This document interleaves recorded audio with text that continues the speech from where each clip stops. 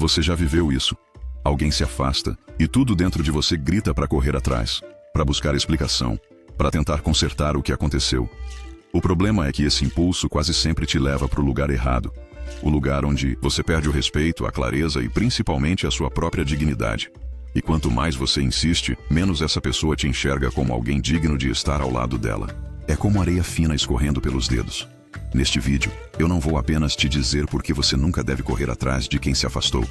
Eu vou te mostrar o que fazer no lugar, de forma inteligente, estratégica e emocionalmente madura. Isso não vai ser da boca para fora. Nós estaremos amparados pelos grandes sábios do estoicismo, que já entendiam isso há milênios. E também encontraremos respostas na psicologia moderna.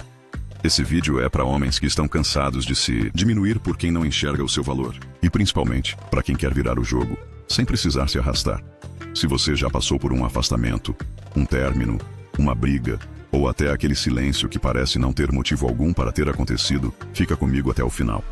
Primeiro de tudo, precisamos entender que o instinto de correr atrás de alguém é emocional e não racional. Quando alguém se afasta de nós, o primeiro impulso que costuma nos tomar não nasce da clareza, mas da urgência.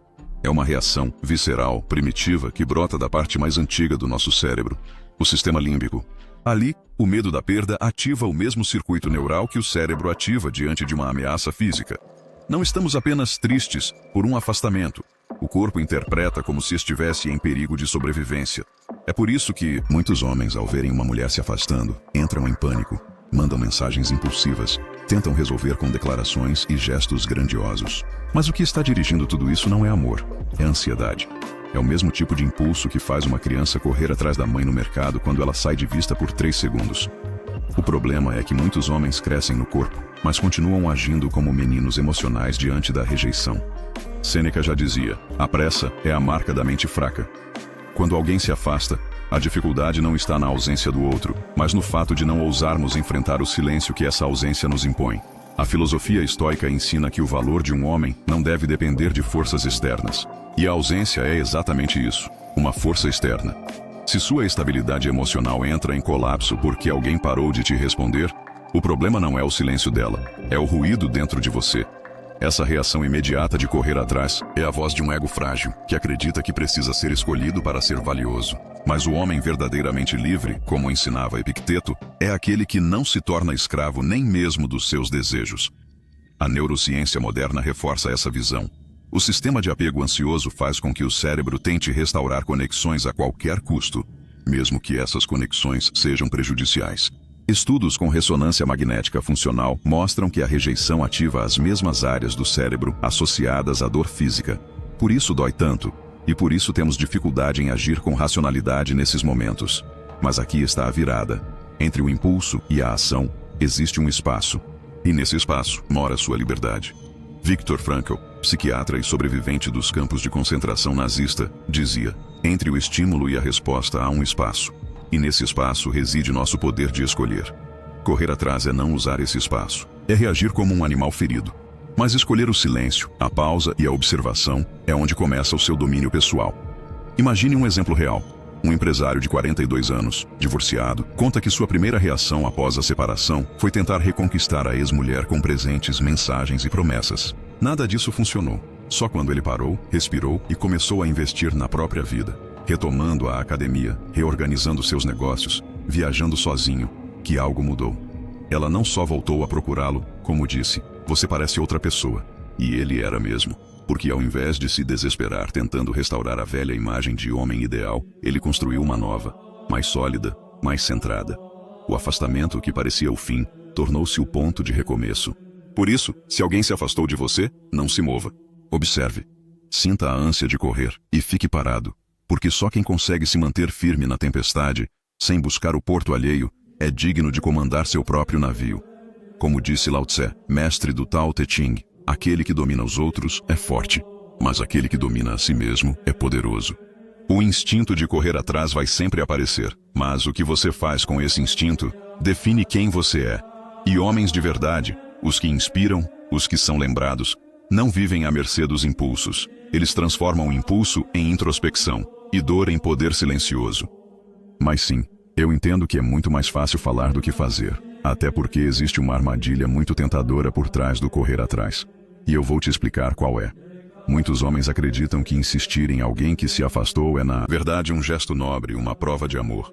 Mas a verdade é mais crua e mais invisível também. O que você comunica, ainda que não perceba, é uma forma de desespero. E o desespero não atrai, ele repele. É como jogar perfume demais. Em vez de encantar, sufoca.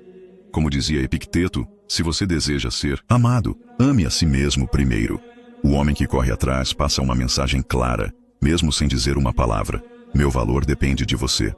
E isso fere a base do respeito. Porque no fundo, respeito é o que mantém qualquer forma de admiração viva. Na psicologia evolutiva, isso é ainda mais evidente. De forma inconsciente, o ser humano associa a carência à fragilidade emocional. E não estamos falando de um momento de vulnerabilidade sincera. Isso pode ser belo e até necessário em uma relação madura. Estamos falando de uma postura contínua de submissão, de depender da atenção do outro para se sentir inteiro. O neurocientista Antônio Damasio mostrou que nossas decisões emocionais são guiadas por um radar interno de valor e ameaça. Quando alguém sente que você está tentando comprar afeto com presença, favores ou promessas, o sistema dispara. Algo está errado aqui. E mesmo que a pessoa não saiba explicar por quê, ela se afasta. Um exemplo muito comum é o da reconquista após um término. O cara começa a mandar mensagens gentis, manda flores, posta indiretas nas redes sociais, se transforma em um personagem bonzinho e faz de tudo para provar que merece uma nova chance. Mas sem perceber, ele sai da posição de homem real e entra na de mascote emocional.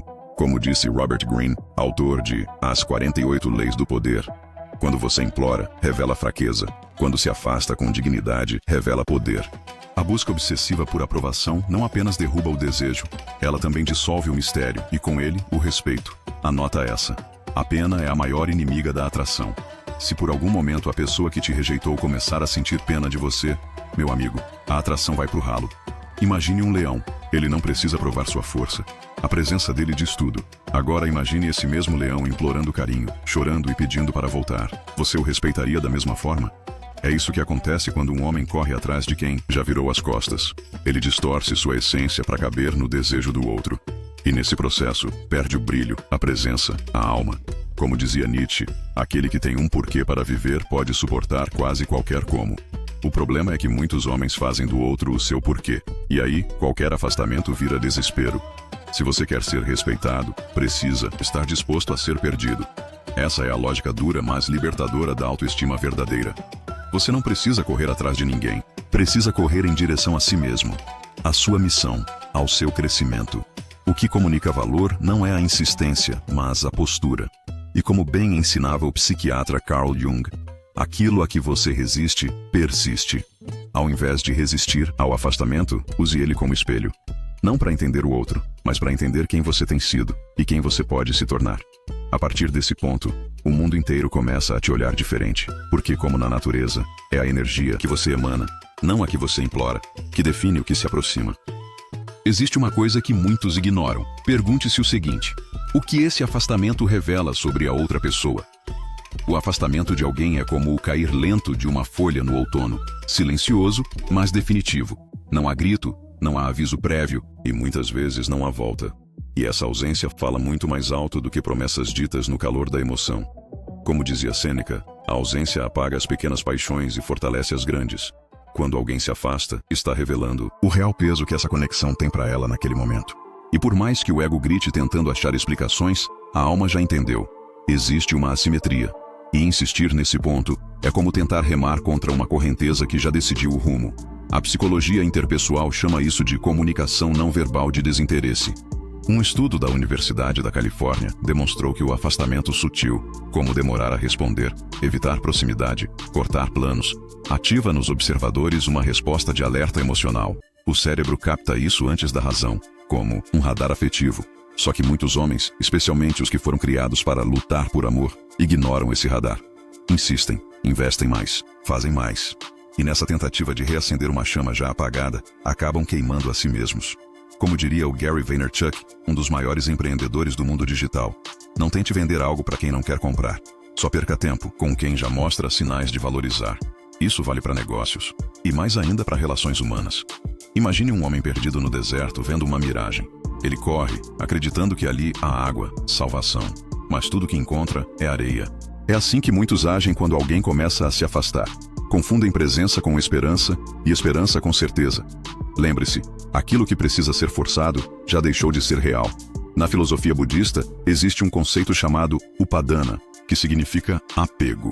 Ele é visto como uma das raízes do sofrimento. O apego à ideia de que o outro tem que ficar, tem que reconhecer, tem que voltar, cria uma prisão emocional. E todo prisioneiro, mais cedo ou mais tarde, perde o senso de direção. Veja o exemplo de muitos atletas de alto nível que foram dispensados ou ignorados por seus primeiros treinadores. Eles poderiam ter insistido ali, implorado, se desesperado. Mas os grandes nomes, como Michael Jordan, que foi cortado do time na juventude, não se perderam tentando agradar quem não via seu valor. Eles foram onde o valor seria reconhecido. A lição aqui é simples. O afastamento não é o fim. É um espelho, e a forma como você reage a ele diz muito mais sobre você do que sobre o outro. Quando você insiste em alguém que não te escolhe, você se exclui. Você sai de si e se molda ao vazio do outro. Aceitar o afastamento com dignidade não é fraqueza, é maturidade emocional. É a capacidade de ouvir o não que não foi dito, mas foi claramente sentido.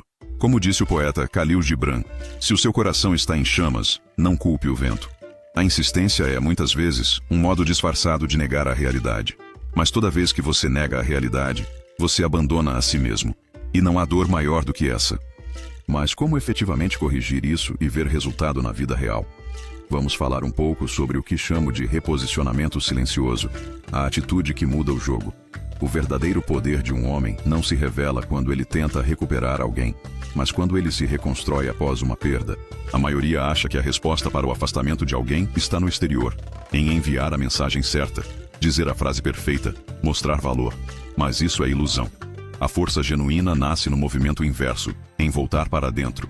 Marco Aurélio dizia: o que está dentro de você é suficiente.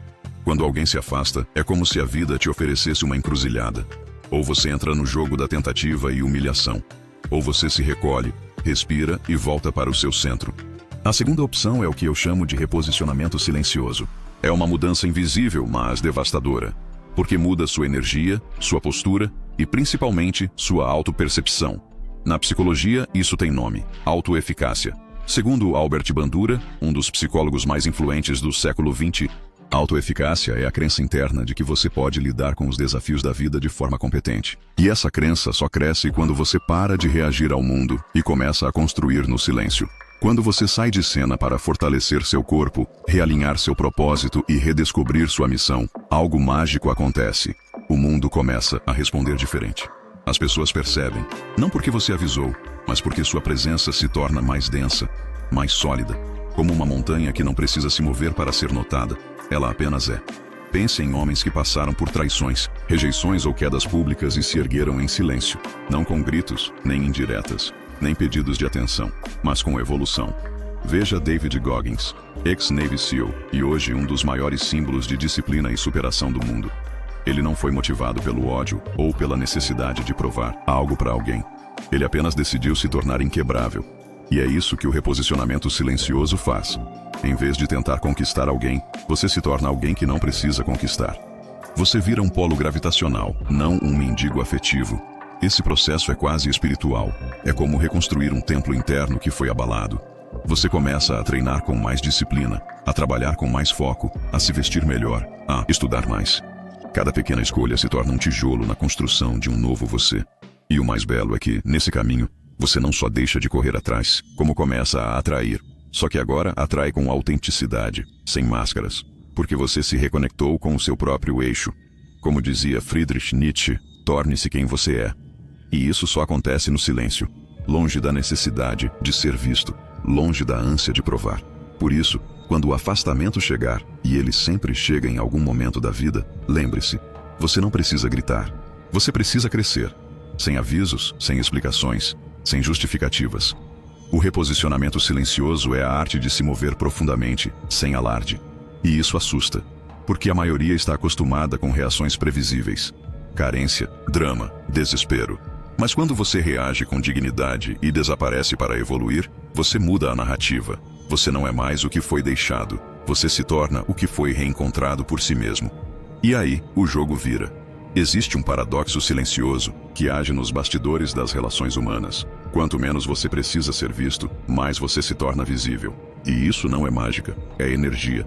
Quando você para de correr atrás de alguém, não está fazendo um jogo barato de escassez. Está simplesmente voltando a se nutrir da própria presença. E é aí que tudo muda. Porque enquanto você insistia, você emanava carência. Era como alguém que tenta doar um copo vazio, esperando que o outro se comova. Mas quando você para, algo dentro de você começa a se preencher. E o outro sente. Não em palavras, mas em campo emocional. Porque a verdade é que a energia humana fala antes da boca. A psicologia explica isso pelo fenômeno da autoconfiança percebida. Segundo estudos da Universidade de Colômbia, pessoas com alta autoconfiança são vistas como mais atraentes, mais competentes e mais interessantes, mesmo sem mudar nada na aparência. E o curioso? Essa percepção cresce justamente quando você não demonstra necessidade. Quando você está bem com ou sem a pessoa. Isso mexe com o inconsciente do outro, porque o cérebro humano é naturalmente atraído pelo que é escasso. E alguém que não implora, que não exige, que não mendiga afeto, se torna valioso aos olhos de quem esperava controle fácil.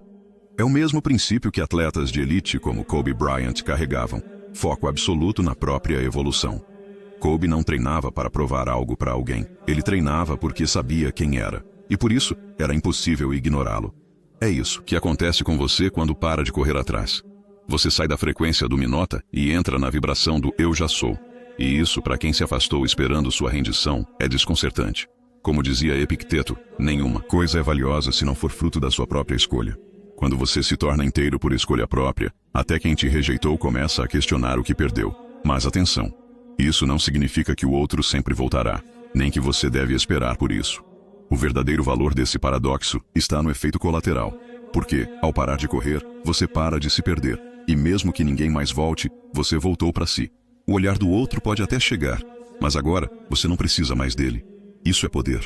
Isso é liberdade. E a ironia mais bonita de todas, é nesse momento que você se torna finalmente desejável. Não por carência, mas por completude.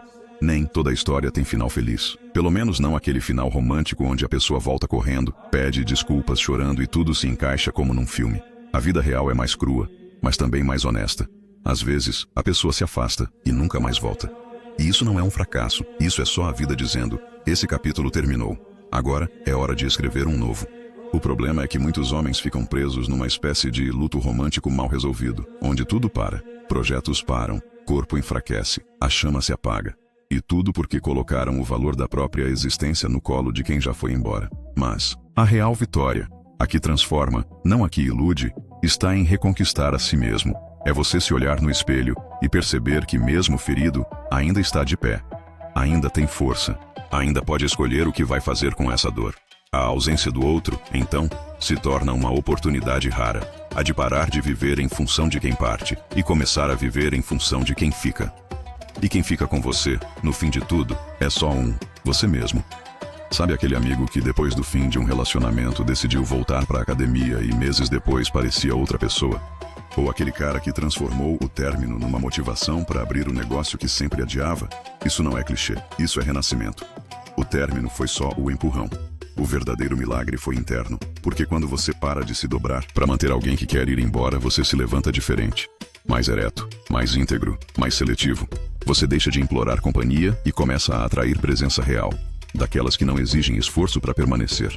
No fundo, a liberdade emocional é isso. Construir uma vida tão alinhada com quem você realmente é, que só permanece ao seu lado quem vibra na mesma frequência. Quem não precisa ser convencido, quem quer ficar, e se não voltar, que não volte. Porque o que você encontrou no caminho de volta para si mesmo, ninguém mais pode tirar. Nem mesmo quem te deixou. Se esse vídeo te fez pensar diferente, se em algum momento você se sentiu entendido ou até reconectado com você mesmo, então vale a pena deixar um like aqui. Não é só por engajamento, é porque isso me mostra que esse tipo de conversa precisa continuar existindo. E se você quiser caminhar junto outras pessoas que já decidiram evoluir em todas as áreas da vida, se inscreva no canal. Aqui, a gente não ensina fórmulas mágicas, mas compartilha ideias que te ajudam a se tornar um homem mais inteiro, mais forte e mais consciente, por dentro e por fora. Nos vemos em breve.